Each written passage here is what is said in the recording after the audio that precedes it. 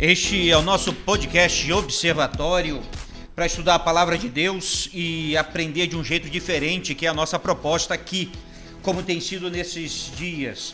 Continuamos estudando o Sermão do Monte e aprendendo tudo que Jesus falou nessa importante mensagem logo no início do Evangelho de Mateus. Mas hoje a gente quer falar um pouquinho sobre dois caminhos, um largo e um estreito, e sobre duas portas, uma larga e uma estreita.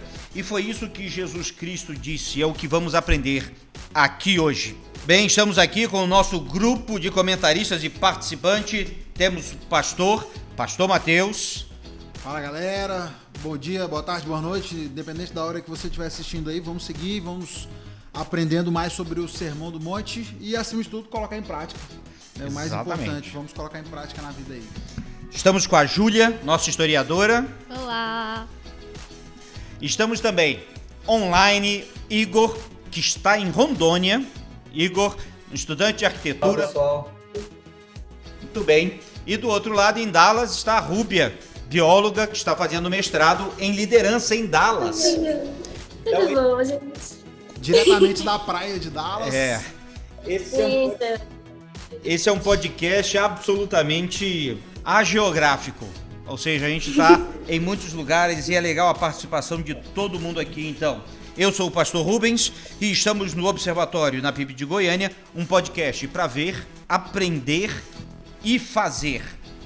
Diante disso, faço questão de ler o texto bíblico, dessa vez, do Evangelho de Mateus, especialmente vou ler a versão A Mensagem. A versão A Mensagem é uma paráfrase da Bíblia, não é uma versão bíblica, mas ela traz muita luz ao texto, por isso que é interessante trabalhar. O texto conhecido da porta estreita, do caminho largo, que Jesus vai advertir. Diz assim: não procurem atalhos para Deus. O mercado está transbordando de fórmulas fáceis e infalíveis para uma vida bem-sucedida, que podem ser aplicadas em seu tempo livre. Não caiam nesse golpe, ainda que as multidões o recomendem. O caminho para a vida, para Deus, é difícil e requer dedicação total. Que interpretação interessante. O que Jesus estava querendo dizer com isso? E é isso que a gente quer avaliar. E vamos começar com a pergunta mais importante desse texto. Será que é tão difícil ser crente? Pastor Mateus. Eu acho que a gente tem que, primeiro, talvez diferenciar aí um conceito que às vezes as pessoas fazem um pouco de confusão, quando associa ser crente necessariamente a um mero exercício intelectual, de acreditar em algo. Porque se a gente entende que ser crente é isso, é fácil. Você só precisa dizer que acredita em algo. Né? Mas a gente tem que entender que quando o texto bíblico fala sobre crença, ele fala sobre fé, ele fala necessariamente sobre uma associação daquilo que eu penso, né? Ele associa a mente à prática. Não existe essa dissociação que hoje a gente faz. Né? Hoje o nosso pensamento ele tolera algumas dissociações nesse sentido. Mas então, assim, respondendo a pergunta, se crer é só acreditar em algo, é fácil. O difícil é viver o cristianismo, né? Isso sim é um desafio. A vida cristã é um desafio, porque a gente está cercado de uma sociedade que não compartilha dos nossos valores. E essa é a maior dificuldade. Você conduzir a vida quando as pessoas ao seu redor não compartilham dos seus princípios é muito mais difícil. Muito mais difícil porque você é questionado o tempo todo, os seus princípios, os seus padrões são questionados o tempo todo, e se você não tiver convicção daquilo que você faz e do porquê você faz, acaba se tornando um desafio cada vez maior. Então, sim, é um desafio. Olha só, e o que podemos trazer de exemplo para o dia de hoje? O que você acha, Igor? Como é que a gente pode trazer? Acho que a situação do que é ser crente hoje, ela é um pouco ambígua, assim, a gente pode enxergar, pelo menos eu vejo, de duas maneiras. A primeira é uma espécie de rancor, quando não um ódio que as pessoas sentem dos cristãos. Isso se dá porque, graças a péssimos testemunhos que a gente tem por aí, pessoas, tem vários exemplos, né? Desde aquela fama de crente que não paga suas contas, até aqueles políticos que usam a igreja como plataforma para conseguir votos e tudo mais. Além disso, tem alguns discursos que cristãos verdadeiros fazem, mas com pouca sabedoria ou então com falta de amor. E isso cria uma imagem um pouco distorcida do que é ser cristão. E algumas pessoas taxam a gente com alguns adjetivos não muito carinhosos, como fundamentalista, ou antiquado, ou então preconceituoso e coisas assim. A outra maneira que eu percebo, ela tem a ver com o que a gente pode chamar de cristianismo cultural. Mas tem uma frase que exemplifica isso muito bem, eu acho que todo mundo aqui já ouviu. Ele é crente, mas é legal. Esse tipo de crente muito específico é aquela pessoa que diz que acredita em Deus, que ama Jesus Cristo, mas que na sua vida prática, as suas ações não colocam em confronto em nenhum momento as ações dos seus companheiros, dos seus amigos, das outras pessoas que fazem coisas que muitas vezes são completamente antibíblicas, mas que não entram em confronto porque essa pessoa que se diz cristã, ela não quer em nenhum momento encontrar atrito com o espírito da época. Ela quer viver a vida dela tranquila, acreditar em Jesus no seu quarto, mas a vida dela é completamente normal. Ela se moldou ao padrão desse mundo, né? O contrário do que a Bíblia diz para que a gente faça. Mas é claro que além dessas duas perspectivas, existe um crente que é crente de verdade. Esse é um pouco mais raro hoje em dia. Só que eu acho que a gente vai descobrindo quem é essa pessoa ao longo desse episódio. Muito bem. Olha só, vamos falar um pouquinho mais sobre caminho largo. Jesus vai advertir a respeito dele. O que seria um caminho largo? Seria um caminho longe de Deus. E assim, ele só tem um destino, que é a perdição. Isso é muito claro. Mas aí vem a pergunta, por que alguém vai pegar um caminho para bater o carro? Por que alguém vai pegar um caminho errado com a placa precipício e vai acelerar ao máximo para cair o precipício? E é exatamente isso que a gente tem visto aí. Como é que é isso? Como é que eu vou para uma zona de guerra ou mesmo para um esgoto porque eu quero ir? E aí eu pergunto, Júlia, como é que a gente pode entender essa questão do problema do caminho largo? Eu acho que eu trouxe algumas questões que eu acho que são fundamentais. A primeira é pensar que a gente estava falando sobre isso no culto infantil, quando a gente foi gravar, e eu achei isso muito legal porque tem tudo a ver.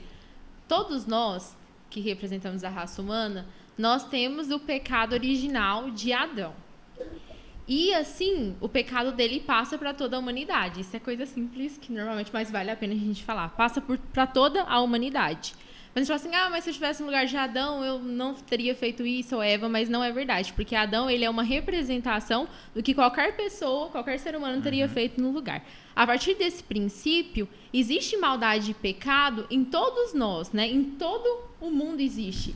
Então, existe algo em nós que clama pelo caminho largo. Que é essa maldade e o pecado que está dentro de nós. Ele clama por esse caminho largo, certo? E aí eu acho que também outras coisas, como, por exemplo, ao longo do tempo, né, ao longo dos séculos, a gente percebe que a igreja cristã ela foi perdendo o seu foco, né? Que teria a igreja primitiva, que começa ali com Jesus Cristo e os 12 apóstolos, ela vai perdendo. E ao longo do tempo que a igreja ela vai perdendo esse foco dela, né, o seu alvo, o que seria então a igreja, né, o catolicismo, durante ao longo do tempo, ele começa a interpretar as escrituras a partir dos seus interesses políticos, econômicos e sociais. E aí você vai criando um monte de estereótipos do que é ser cristão, que perduram até hoje no que é ser cristão, né? Dentro da nossa lógica. Por exemplo, por que eu vou seguir o caminho largo e não o caminho que é estreito? Porque o caminho largo é chato. Todo crente tem a mente fechada. Todo crente é burro. Eu não quero ser associada... Não, o caminho estreito. Porque eu vou seguir o caminho estreito, né? É porque ela é tão crente, mas tão crente, que o caminho largo pra ela não tem atração. É chato, não tem graça. Então, por isso, né? Mas as pessoas acham chato o caminho estreito. É o caminho estreito. Então, até o ato falho da Júlia é crente. De Jesus, gostei. Desculpa, gente. Não, eu quis dizer, por que as pessoas vão seguir o caminho largo ao invés de percorrer o estreito? É porque normalmente o caminho estreito é isso, é o chato, aquele que não pensa, que só engole tudo, tipo, como se fosse o passarinho que abre a boca e a mãe vai lá e vomita tudo e você só é só digerindo, sabe? É quase que isso que tá na cabeça das pessoas, que o cristão não pensa. Pois é. Bateu uma fominha agora. E uma outra coisa, eu acho também que é muito interessante, que a gente não percebe, é quanto que o imaginário medieval, ele ainda é presente nos tempos atuais. A história, ela é formada de rupturas e continuidades. Então, tem coisas que aconteciam no passado que não acontecem hoje, que são as rupturas. Mas existem continuidades, coisas que aconteciam no passado e ainda perduram até hoje. Por exemplo, o imaginário medieval, ele é muito forte em relação ao cristianismo. A ideia que a gente tem do que é o mal, o que é o diabo, o chifrezinho, o inferno. O que é o inferno. Tudo isso é uma construção medieval que ainda fica na nossa cabeça, que substituiu a interpretação bíblica do que vem a ser essas coisas. Exatamente. Então, quando a gente pensa no caminho largo, muitas vezes a gente pensa que o caminho largo é aquele que aparentemente já é mal, mas nem sempre o caminho largo, aparentemente, ele já é mal. A Bíblia diz que há caminhos que para o homem eles parecem justos e bons, mas o seu fim é a morte. Então, a gente percebe quanto que existe também essas questões históricas que ainda estão dentro da nossa vida, né, social, do nosso pensamento, que influenciam a gente a escolher entre esses caminhos. Muito bem. Agora, é fácil distinguir esses dois caminhos? É interessante, Jesus Cristo deixa bem claro. Uma porta estreita e uma porta larga. Um caminho estreito e um caminho largo. Ora, quando a gente fala assim, é muito fácil, mas por que não está sendo fácil distinguir isso?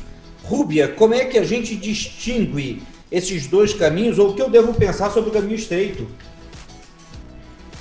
Bom, para distinguir, a melhor coisa é estar estudando a Bíblia. Tendo base dos 10 mandamentos e os dois grandes mandamentos, amar a Deus acima de todos e amar o irmão como a ti mesmo, se você segue aquilo ali, já é um caminho, já é um guia do caminho estreito, de como seria o caminho para Deus. O caminho largo é tudo aquilo que desvia do foco de Deus. O caminho estreito, ele às vezes parece difícil, porque, por exemplo, você cresceu fora da igreja e de repente você se converte. Você tem todo um passado,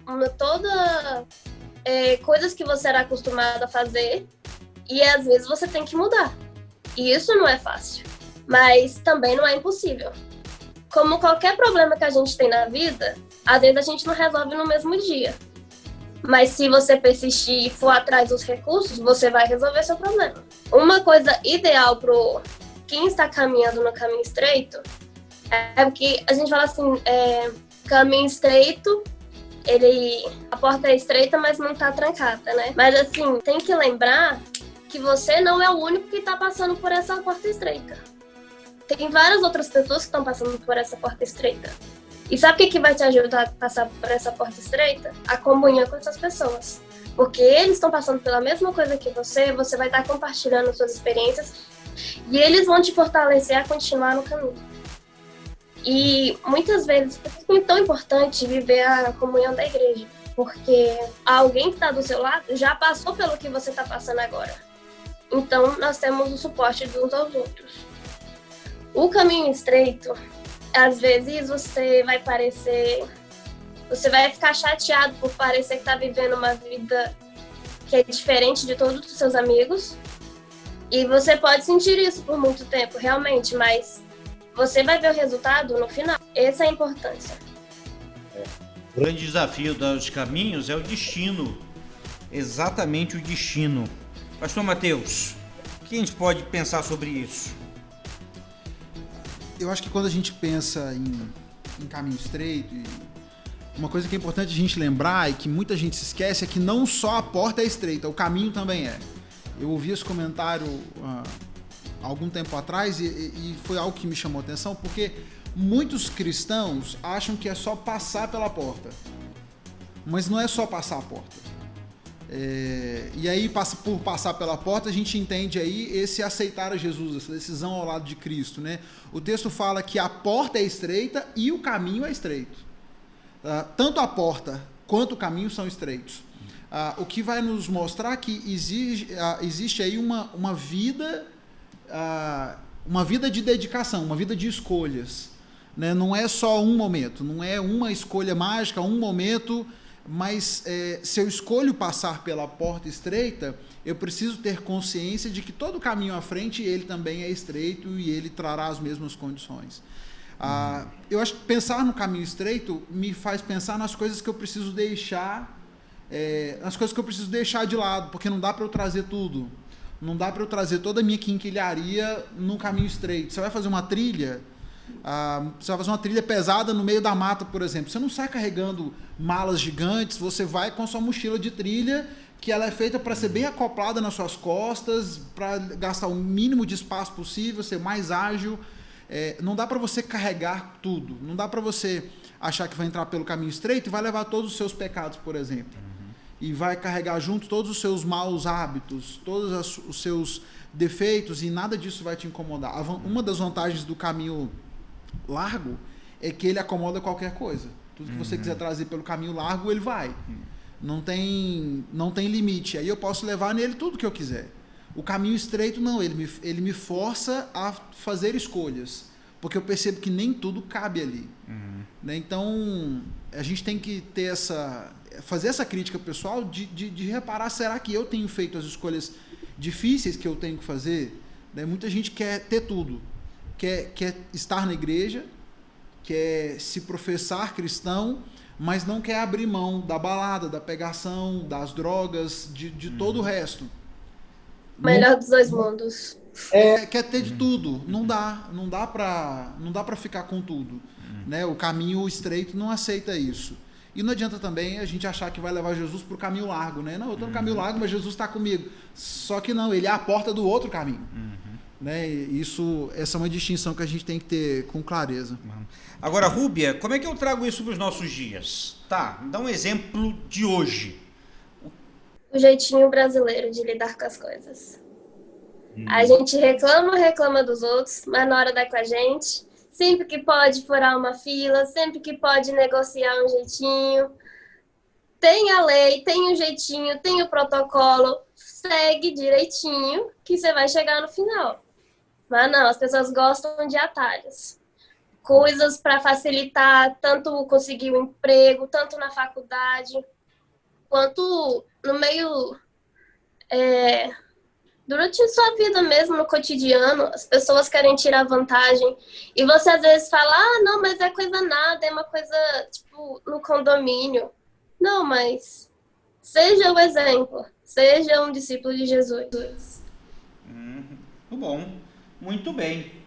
O mundo sempre parece impulsionar a multidão para o caminho largo. Na realidade, parece que o precipício, no final do caminho largo, tem um ímã que atrai gente com vontade. E cada vez com velocidades maiores. Alguém pode, afinal, me explicar o que é esse caminho largo? Igor, como é que eu vou entender claramente esse caminho largo que está conduzindo para a perdição? Mas como é que é isso? Eu, explorando um pouco o texto, extrapolando ele, na verdade, eu lembro de um dito popular que a gente escuta bastante. Todos os caminhos levam a Deus. E isso é exatamente o oposto do que a Bíblia diz, né? Considerando aquelas pessoas que estão procurando a Deus, eu acho que vale a pena a gente lembrar uma partezinha do texto base do episódio de hoje. Diz assim: não procurem atalhos para Deus. O mercado está transbordando de fórmulas fáceis e infalíveis para uma vida bem-sucedida. Muito facilmente as pessoas que estão procurando a Deus, elas podem ser levadas por esses diversos caminhos que se apresentam. Eu acho que hoje ainda mais, porque todos os tipos de evangelho do mundo estão disponíveis a um clique de distância, né? O problema disso é que Cristo, ele disse que só existe um caminho, e que é ele próprio. Eu penso que hoje o caminho largo ele pode se apresentar como esses vários caminhos, essas várias possibilidades de chegar até Deus. Eu acho que isso acontece principalmente porque as pessoas acreditam que chegar a Deus é uma questão de preferência pessoal, é uma questão de tem que ser da forma como eu quero, a forma mais confortável, que eu me identifico melhor. Mas, na verdade, Cristo chama a gente para seguir Ele da maneira que Ele quer que a gente siga Ele. E hoje em dia existe muito cristianismo terapêutico por aí, muita graça barata, muita justiça e muito amor e pouca justiça, e muito eu e pouco Cristo. Exatamente. Muita gente só quer receber a bênção e resolver seus problemas. Gostei da expressão cristianismo terapêutico. Tem muita gente que vai para a igreja exatamente esperando isso. E depois que resolve, vai embora. Júlia, vamos entender um pouquinho mais. Então, quando eu estava lendo sobre isso, eu lembrei de uma gravura que chama O Caminho Estreito e o Caminho Largo. Puxa, A gravura. Nossa, Inusitado, não esperaria essa não é gravura. título curioso, né? Ela é do início do século XVII, de 1619. Ela é do Hieronymus Hierex. Olha E os muita nomes. gente tem em casa. No passado era comum ter essa gravura em casa, em muitas casas. Ela é uma gravura muito famosa. E ela é tão famosa que ela é considerada, tipo, a figura visual religiosa, né? O visual artístico religioso que mais vai influenciar a visão cristã nas Américas, tanto na América do Norte, na América Central e na América do Sul, e principalmente no Brasil colônia. E essa figura, ela é muito, tipo, sensacional, que eles tentaram ser super didáticos com ela, né? Existem dois caminhos, exatamente, uma escada que tá levando para um lado e uma escada que tá levando para o outro. Aí lá tem, aparentemente, as coisas que levam pro mau caminho, pro caminho largo, e as coisas que levam pro caminho reto, né? O caminho que é estreito. E eu achei interessante as coisas que estão nessa figura, porque elas remetem às coisas que, tipo, são os 7 pecados capitais. É quase isso, né? Que é resumido a figura. Só que isso é tão isso foi se relativizando ao longo do tempo. Porque hoje não é só aquelas coisas que podem influenciar a gente a ir para um caminho largo. Porque o caminho largo, como a gente disse, ele é um caminho que ele é chamativo. Ele é extremamente chamativo, o caminho largo. E aí essa figura, é claro que ela tem muito dessa questão que eu falei no início, que é do imaginário medieval e tal. Mas o caminho largo, meus irmãos, até o mais fiel pode ir por ele de vez em quando. Porque o caminho largo, nem sempre ele parece que ele é errado. Às vezes você acha que está fazendo a coisa certa e você está indo pelo caminho errado. E o caminho largo, ele é isso. Então, acho que tem o que a Rúbia falou e o Igor falaram, que é essa questão da comunhão mesmo, sabe? Da constância com Deus, pra você realmente saber distinguir entre qual caminho é o estreito e qual é o largo. Porque é difícil saber qual é o caminho largo nos tempos de hoje. Porque hoje é tudo tão relativo. A minha verdade não é a sua verdade. Como é a sua opinião, eu tenho que respeitar a sua opinião. E eu ouvi muito isso na faculdade de humanas, e isso me fez de mim uma pessoa muito complacente com muitas coisas que eu não deveria ter sido. Então até hoje, quando alguém faz algo de mal, eu fico assim, mas vamos ver o lado da pessoa, não é mesmo? Ela tem alguma explicação pra isso. Então a gente tenta justificar. A gente tirou, antes era preto e branco, agora a área cinzenta é que prevalece. Literalmente isso. Então eu acho que é mais ou menos isso. Não existe uma fórmula como essa gravura que mostra o que é o certo e o que é errado. É comunhão diária pra te mostrar, meu querido. Porque senão você tá ali... E quem garante que nós não estamos, não é mesmo? Exato. E aí vai para outra pergunta, pastor Matheus. Como é que eu sei em que caminho que eu tô? Eu só queria pensar, eu acho interessante, a Júlia fez o comentário, né? Agora nem sempre as coisas são tão claras. Pra mim, o pior ainda é quando as coisas são ultra claras e ainda assim as pessoas estão negando. É porque realmente tem situações que são difíceis de perceber. Mas não, tem outras que não deveriam ser difíceis, que deveriam ser ultra óbvias. A gente se faz cego, né? A questão é a escolha de fazer o que tá errado e fazer de conta que não sei. Mas como é que a gente identifica? É a aplicação dos princípios bíblicos na vida. Eu acho que a gente precisa estar mais preocupado com a aplicação da Bíblia na vida do que simplesmente com o entendimento de conceitos. Eu conheço muitas pessoas, sei de muitas pessoas que têm um bom conhecimento bíblico, que têm uma habilidade razoável de interpretação e entendem um texto, elas simplesmente não fazem questão de viver aquilo que entendem. E como é que eu percebo? É se as minhas atitudes estão em concordância com aquilo que eu digo que eu creio. Né? Eu costumo dizer o seguinte: se você teria coragem de fazer isso com Jesus ao lado, Você faria essa mesma atitude, você diria essa mesma frase, você faria essa mesma coisa se Jesus estivesse sentado na mesa? Pior que ele tá, né? O tempo inteiro.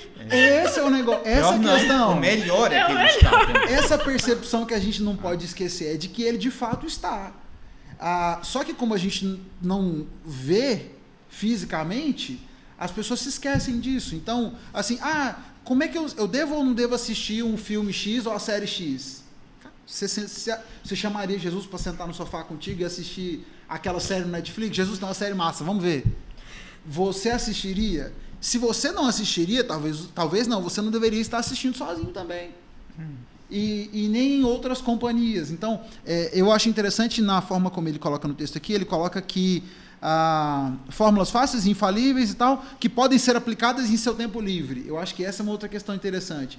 É que muitas pessoas restringiram a fé ao tempo livre. Ou ao domingo. O domingo é meu dia de fé. E aí no domingo eu sou todo de Jesus. Mas de segunda a sábado, não. E se existe uma divergência entre o seu domingo e o resto da semana, eu acho que também é um sinal de alerta.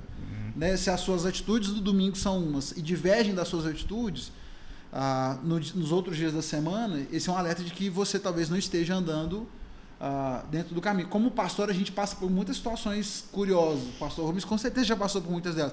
Uma das que mais acontece é o assunto mudar quando a gente chega na roda. Quando o pastor chega na roda, o assunto muda. E não porque eles estavam falando do pastor, é porque eles estavam falando coisas que eles não deviam estar falando. E aí o pastor chega e o pastor, ele é meio que o lembrete da presença divina, né? A sua santidade, o pastor. E aí, o pastor chegou e o assunto muda. Isso é um sinal de que talvez aquela conversa não devia estar acontecendo. O pior é aquela festa que o pessoal só espera o pastor sair. Aí na porta diz, olha, o pastor saiu. Desce a cerveja, irmão. Já passei por isso. Foi triste descobrir que depois de uma determinada festa, no momento que eu fui embora, o negócio ferveu. Então, não, você não está andando no caminho que você devia estar. Eu acho que essa concordância é o ponto principal.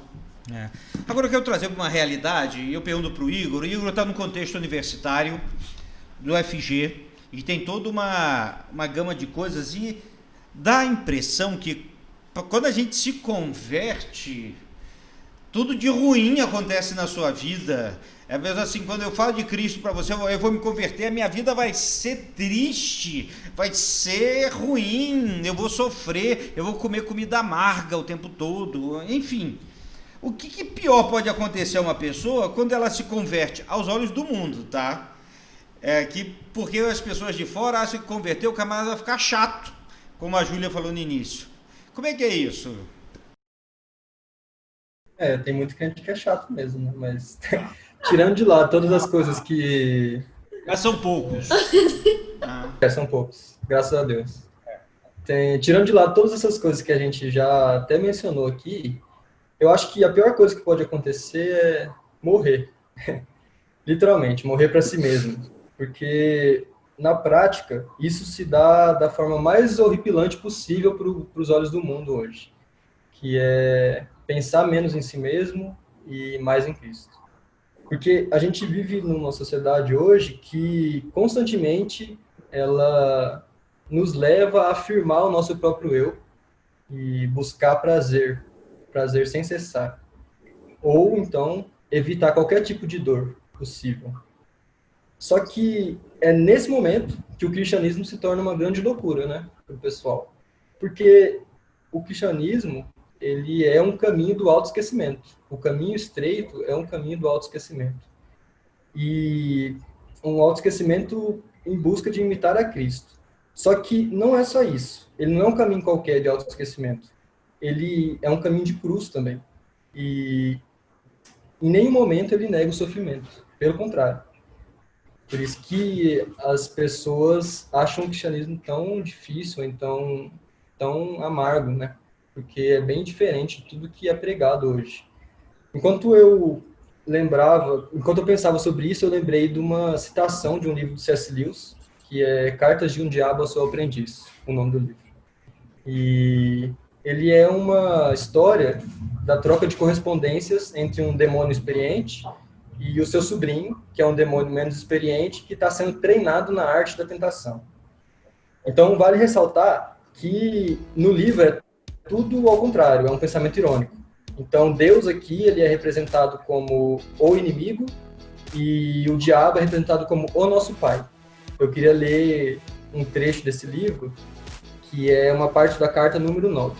Diz assim: quando lidamos com o prazer em sua forma saudável, normal e satisfatória, estamos, por assim dizer, no caminho do inimigo, no campo do inimigo.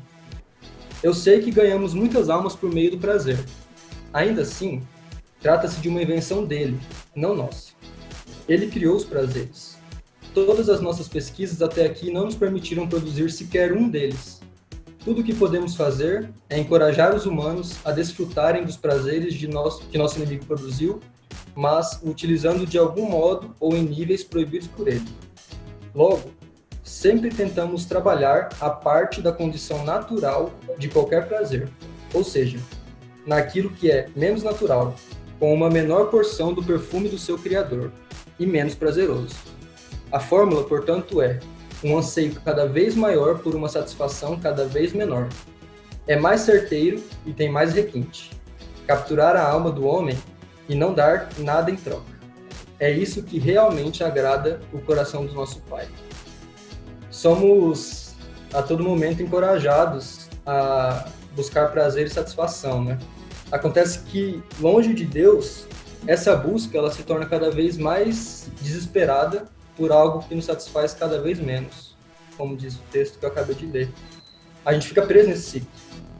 Satisfação plena e verdadeira a gente só encontra em Cristo. E além de satisfação, descanso para nossa alma aflita e cansada.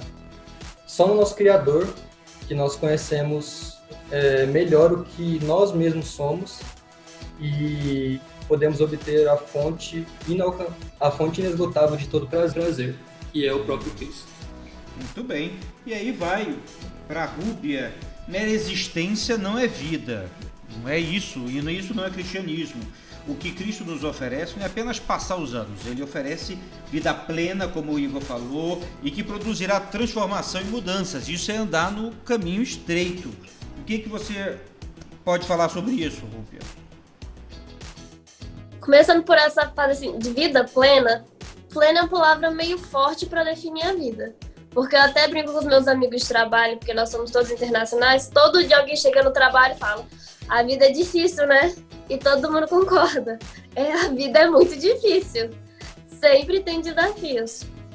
Mas o que Deus nos chama para a Terra é sermos sal e luz. Se você não está sendo sal e luz, você não está fazendo o que Deus te chamou para fazer. O que a gente precisa entender é exatamente como ser essa... como ter essa plenitude. Na verdade, seria como andar no caminho estreito. As pessoas confundem muitas vezes caminho estreito com você sendo torturado no caminho. Não é isso que o texto diz. E muito da influência... O caminho estreito não é um corredor polonês. Não, né? é um corredor polonês. E a influência católica medieval foi exatamente essa. Para ser cristão você não pode sorrir. Você tem que sofrer. Até hoje há ordens católicas ainda que a pessoa usa o cilício, que é uma espécie de arame farpado na perna, para causar dor, para que ele não fique feliz. Tá? Só que é porque as pessoas esquecem quem realmente é o nosso Deus. Porque o nosso Deus não está aqui para ver a gente sofrer.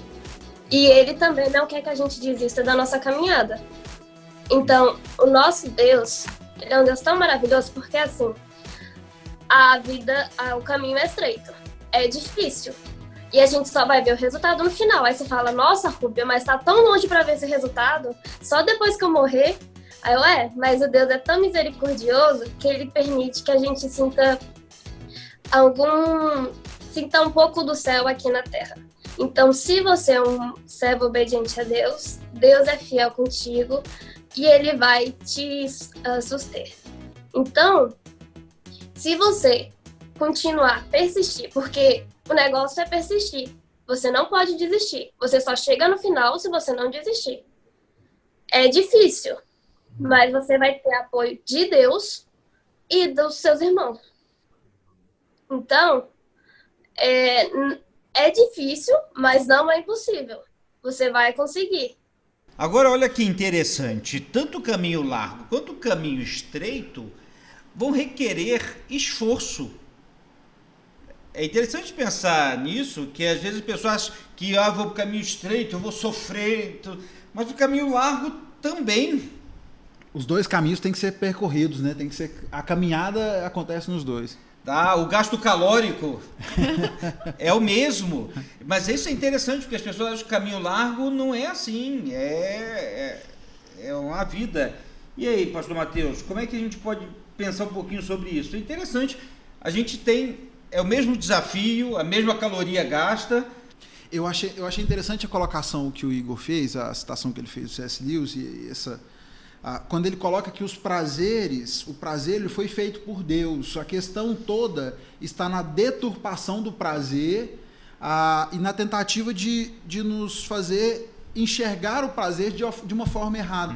Essa semana passada, bombou a declaração do Papa, simplesmente porque ele disse que o prazer sexual, o prazer do ato sexual é divino.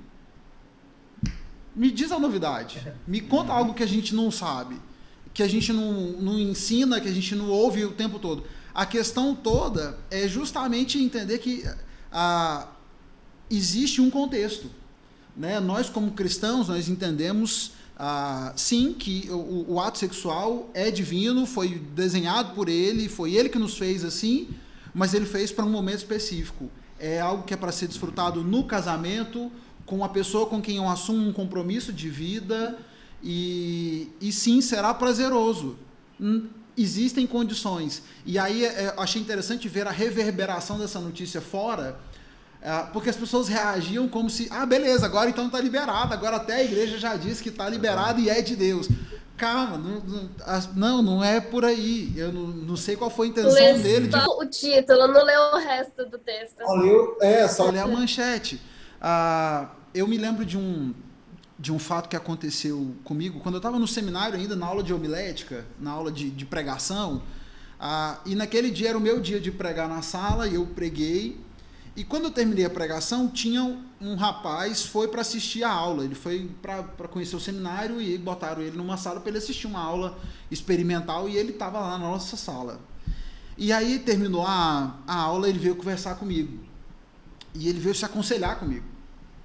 E ele veio conversar comigo, ele era um pouco mais velho do que eu estava na época acho que com 25, ele devia ter uns 30, e ele veio, pastor, eu precisava conversar, precisava me aconselhar, e para resumir a história dele, ele era convertido há pouco tempo, razoavelmente falando, e ele me dizia, pastor, eu estou com um problema, porque eu estou casado, eu me converti, conheci uma menina na igreja, a menina muito crente.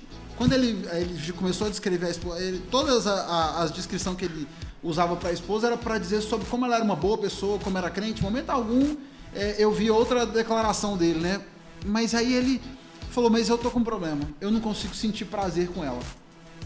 Porque quando eu tô com ela, eu só consigo lembrar de todas as outras que eu já tive, que faziam isso diferente, que faziam aquilo, que faziam o outro, e que ela não me atende.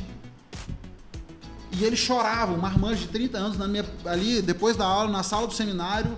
O cara, obviamente, tinha se convertido, ele estava lá pensando em entrar para o seminário, mas ele estava com problema no casamento porque ele não conseguia sentir prazer com a esposa. E ele veio me pedir conselho para mim, super experiente, no alto dos meus 25 anos. E aí eu falei para ele, cara, eu sinceramente não sei, além de amnésia, eu não consigo pensar em outra solução para o que você está passando. Porque a questão para citar o meu exemplo, eu não tenho parâmetro de comparação. Para mim é excelente, não tenho comparação. Não, porque quando você vive o propósito de Deus dentro daquilo que deveria ser, existe muito mais alegria. Esse é o problema. O mundo acha que a alegria só está lá fora. E não percebe que, na verdade, essa deturpação dos princípios acaba levando um desgaste E é por isso que a gente insiste tanto que a alegria do mundo é passageira, porque você está vivendo aquilo ali naquele momento, mas lá na frente só você vai saber o preço que você vai pagar por causa daquele distúrbio, né? Ele estava, depois de tanto tempo, depois de ter vivido a vida loucamente, ele estava lá casado, frustrado, sofrendo, porque ele não conseguia ser feliz com a esposa dele.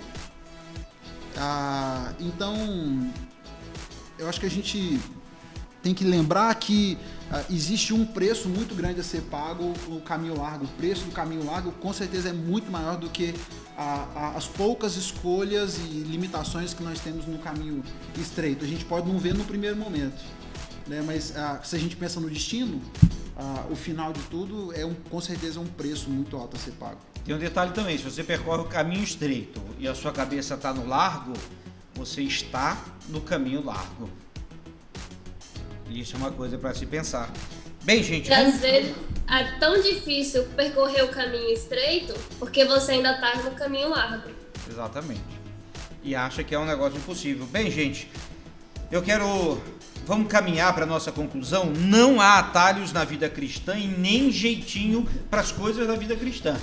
Não há atalhos. E aqui vamos passar uma rodada com cada um falando um pouquinho exatamente a respeito disso. Não há atalhos. Há um caminho estreito e ele deve ser percorrido. E essa porta desse caminho é o próprio Jesus Cristo.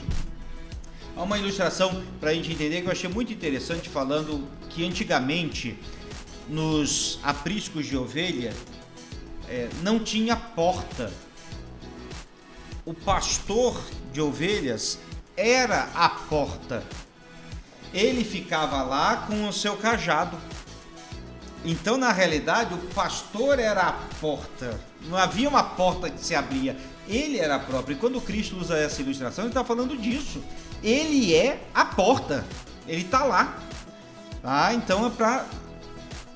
Como é que a gente pensa isso? Não há atalhos para a vida cristã. Vou começar com a Júlia.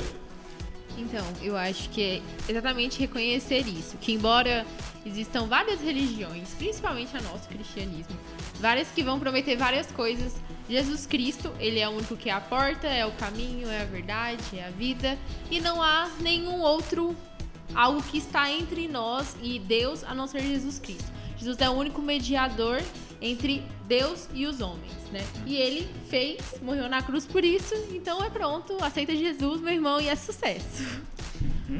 E lembre que a vida também não é um mar de rosas. A gente vai ter muitas aflições no mundo, Jesus disse isso. Agora, curioso, quem tá no mundo também tem. Isso é... Igor. Tem um livro que é um clássico, assim. Ele exemplifica de maneira perfeita toda essa nossa discussão aqui, que é o Peregrino. E ele passa por todas as etapas, digamos assim, do que é o caminho estreito, com várias ilustrações belíssimas, assim.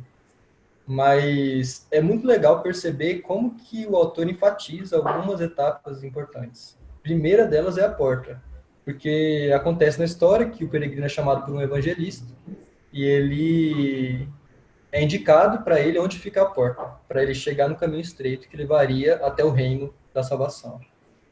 E aí passa por todo um reboliço lá, mas até que ele chega na porta e aí ele consegue entrar com a senha correta, que é as palavras que o evangelista tinha dado para ele. Em outros momentos, ele vai passando por outras etapas, até chegar perto do fim do caminho e encontrar um outro caminho que se cruzava com um caminho estreito. E dele vinha um peregrino que também dizia estar em direção ao céu, em direção ao reino da salvação.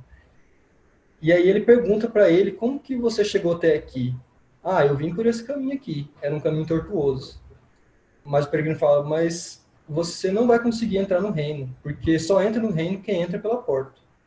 Então eu acho que é muito interessante essa ilustração que o autor traz, o John Bunyan, porque existe a maneira correta de seguir o caminho. E Jesus Cristo, ele que nos indica qual é. Primeiro é aceitá-lo como Senhor e Salvador, e a partir de então, por um movimento que sobrenaturalmente vem de Deus, a gente só se decide por Jesus Cristo, porque o Espírito Santo já nos convence antes de que ele é realmente nosso Salvador. E iluminados por Cristo, iluminados pela luz de Deus, a gente vai conseguir seguir o caminho em todas as suas etapas de maneira a chegar no objetivo que é o reino da salvação. E lembrando, o peregrino John Bunyan, ele carrega uma mochila nas costas muito pesada, que é o pecado. E tem uma hora em que ele tem que deixar essa mochila. Eu acho que a ideia da porta estreita também é muito isso. A gente tem que deixar muita coisa lá atrás para a gente continuar o caminho. Rúbia. Tem muita gente, eu vejo muita gente fazendo por meio de ações. Acha que por ser bonzinho eu vou alcançar o céu. Então, a gente esquece que, na verdade, a gente é primeiro salvo pelo Espírito Santo e Jesus no nosso coração que faz nos movemos para fazer boas ações. Mas tem gente que acha que simplesmente por ser bonzinho alcança o céu. Então, esse é um tipo de atalho que é muito comum hoje em dia.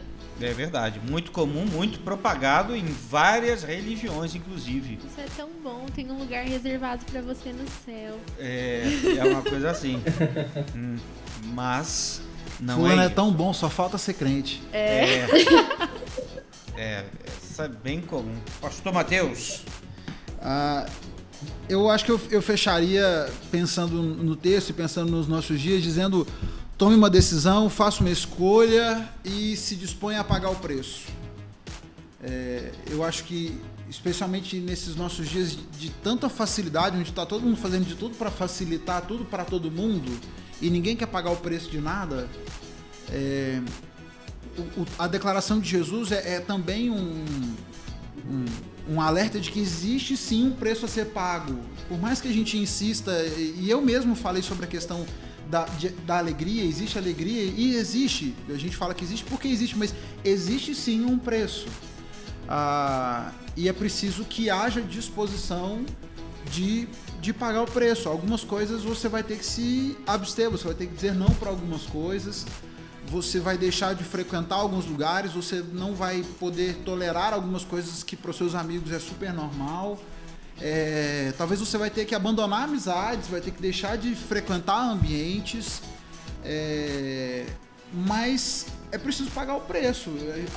É preciso que você faça uma escolha e não só passe pela porta, siga pelo caminho e pague o preço que você tem que pagar para andar nele, né?